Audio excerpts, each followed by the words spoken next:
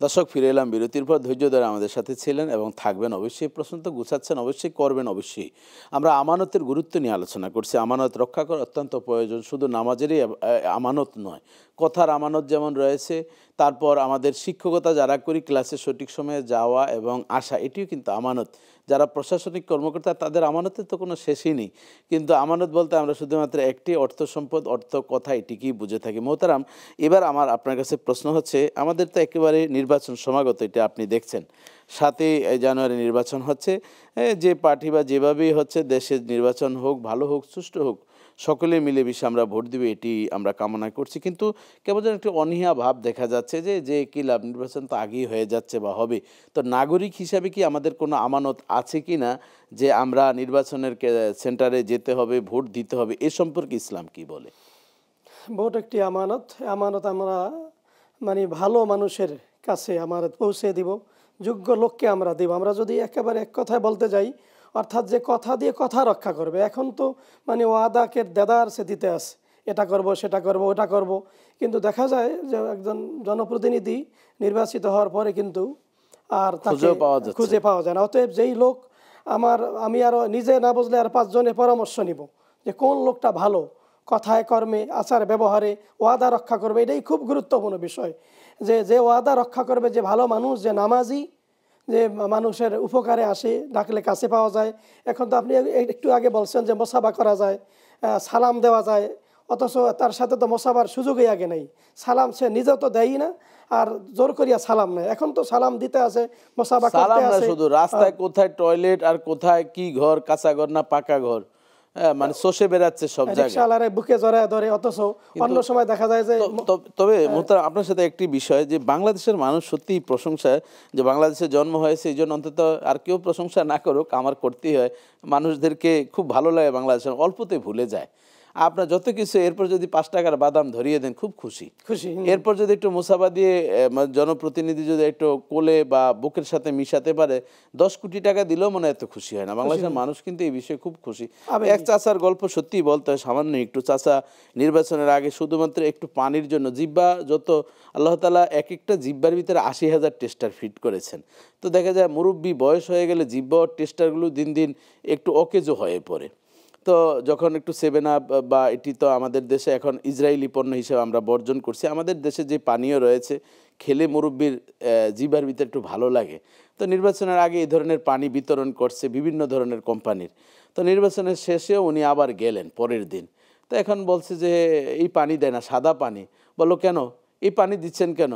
কেন এটা নির্বাচনের আগে পানি ফুসফাস করে, নির্বাচনের পরে আর করে না। বাংলাদেশের তো এই প্রেক্ষাপটে আমরা দেখছি, আপনি যেটি বলছেন প্রতিশ্রুতি ইত্যাদি, কিন্তু পরবর্তীতে আমরা তাদেরকে মাইক্রোস্কোপ দিয়েও খুঁজে পাই না। কিন্তু বিভিন্ন জায়গায় আমরা বক্তব্য দিতে আমরা তাদেরকে দেখি।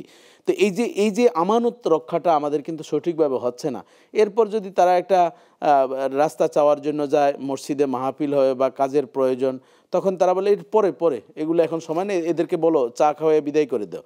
এটি কি এমন বিষয় আছে যে আপনি তো যেহেতু খতিব, মসজিদে দাঁড়িয়ে হাজার হাজার মানুষের সামনে ওয়াদা দেয়, ওয়াদা দিয়ে যিনি ওয়াদা রক্ষা করেন না, ওনার অবস্থা তো হবে ভয়াবহ, করুণ হবে। উনি ওয়াদা দিয়ে গেছেন আমি রাস্তা করে দিব, আমি সমস্যার সমাধান করে দিব, ওনাকে খুঁজেই পাওয়া যায় না। বছরের মধ্যে আমানতের খেয়ানত, মারাত্মক খেয়ানত। এই জন্য আপনার ইসলামী প্রশ্নোত্তর অনুষ্ঠানের মাধ্যমে বলতে চাই, যারা ওয়াদা দিবেন, যদি নিজেকে মুসলিম বলে দাবি করেন, আপনার ভিতরে যদি আল্লাহর ভয় থাকে, আপনি যদি জান্নাতে প্রত্যাশী হয়ে থাকেন, অবশ্যই আপনি ওয়াদা রক্ষা করবেন। আর আমরা যারা ভোট দিব, আমরাও লোক চিনে দিব, যিনি ভালো মানুষ, সৎ মানুষ, আমরা তাকেই দিব। আমাদের আমানত জনগণের খেদমত হবে, ইসলামের খেদমত হবে, যে ধর্মেরই হোক। যেই প্রত্যেকের ধর্মেরই আমাদের উন্মুক্ত রয়েছে, যার যা ধর্ম সে পালন করবে, সেটা মসজিদ হোক, মন্দির হোক, গির্জা হোক, যে কোনো উপাসনালয় হোক, তাদেরকে স্বাধীনভাবে সুযোগ করে দিতে হয়। এবং জনপ্রতিনিধি কেন বানানো হয়? জনগণের নাগরিক অধিকার যাতে সঠিকভাবে একজন পরিচালনা করেন, এই জন্য একজন নেতা নির্ধারণ করা হয়। যেমন নামাজের সময় একজন ইমামের প্রয়োজন, কারণ সবাই মিলে যদি ইমামতি করে তাহলে হবে না। এই জন্য একজন জনপ্রতিনিধি নির্বাচন করা হয়। কিন্তু যাকে আমরা ভোট দিব, আমানতটা রক্ষা করব, এখন তিনি আমাদেরকে দেখলে নির্বাচনের পরে বিরক্তি। আবার এখন বিষয় হলো দোয়া কিন্তু বেশি চাওয়া হচ্ছে ইমামের কাছে, খতিবের কাছে, হুজুর দোয়া, মা বোনদের কাছে, বৃদ্ধ মানুষের কাছে দোয়া করবেন। অথচ দেখা যায় যে যখন তার কাজ হাসিল হয়ে যায় তখন আর তিনি খোঁজ তখন আর রাখেন না, দোয়ার প্রয়োজন, খবর তখন রাখেন দোয়া না। তো ওনার কাছে মানে কেন্দ্রবিন্দু বা ভান্ডার হয়ে যায়, দোয়ার জি, ভান্ডার। যে আমরা শুনবো দোয়ার ভান্ডারের বিস্তারিত আলোচনা, একটা ফোন নিতে হচ্ছে। জি, আসসালামু আলাইকুম দর্শক, আপনাকে স্বাগতম, প্রশ্ন করুন। ওয়ালাইকুম সালাম। আসসালামু আলাইকুম হুজুর, আমি জান্নাতুল ফেরদৌস ভোলা থেকে বলছি। জি আপু, প্রশ্ন করুন। জি হুজুর, প্রশ্ন করতে যাচ্ছি যে আমার মেয়ের ঘরে নাতিন হয়েছে যে, আচ্ছা। এখন ওর নাম রাখা হয়েছে রুলদি। এখন হুজুর আমি শুনছি যে মেয়েদের মানে বাচ্চাদের নামের প্রভাব নাকি বাচ্চাদের উপর পড়ে। এখনো সূরা আরাফের 146 নম্বর আয়াতে রুলদি আছে আর কি হুজুর। ও রোজা দুইটা নাম, এখন হুজুর এটা কি রাশদুন, এটা তো হচ্ছে রুলদি হ্যাঁ রুশদি রেখেছেন। রুশদা আর কি, আর সূরাতে আছে রুজদি, সূরা আরাফের 146 নম্বর আয়াতে। জি জি, বুঝতে পেরেছি। তো এটি কিন্তু আপনার ইসলামী নামের ভিতরেই পড়ে, কিন্তু কোনো ব্যক্তির নামের কারণ যেমন সালমান সালমান রুশদি, রুশদি। এখন সে নাস্তিক হয়েছে, সে কিন্তু মুসলমানের সন্তান। এজন্য আপনি তার সাথে একটু চেঞ্জ করে, বাচ্চার বয়স কত?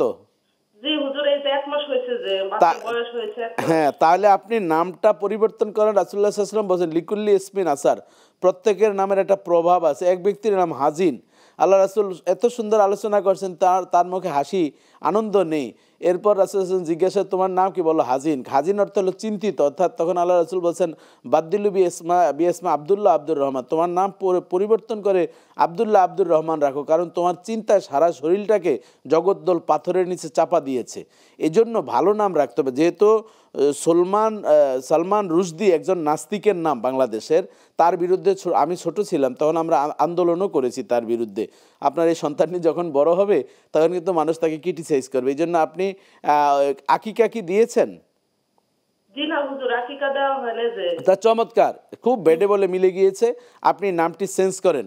বাচ্চা মেয়ে বাচ্চা, তাই? হুজুর যে হুজুর মেয়ে আচ্ছা, রোজা রাখতে চাইছিলাম যে হুজুর। হ্যাঁ হ্যাঁ আপু, তাহলে আপনি রওজা রাখেন, খুব চমৎকার। আপনি রওজা রাখতে পারেন, রওজা অর্থ বাগান, রাসূলুল্লাহ সাল্লাল্লাহু আলাইহি ওয়াসাল্লামের রওজা মোবারক। আপনি রুশদি আর রাখবেন না, এটি যেহেতু একটা নাস্তিকের সাথে সম্পৃক্ত, বড় হলে তাকে এটার বিভিন্ন ধরনের চাপ তার উপরে সৃষ্টি হবে।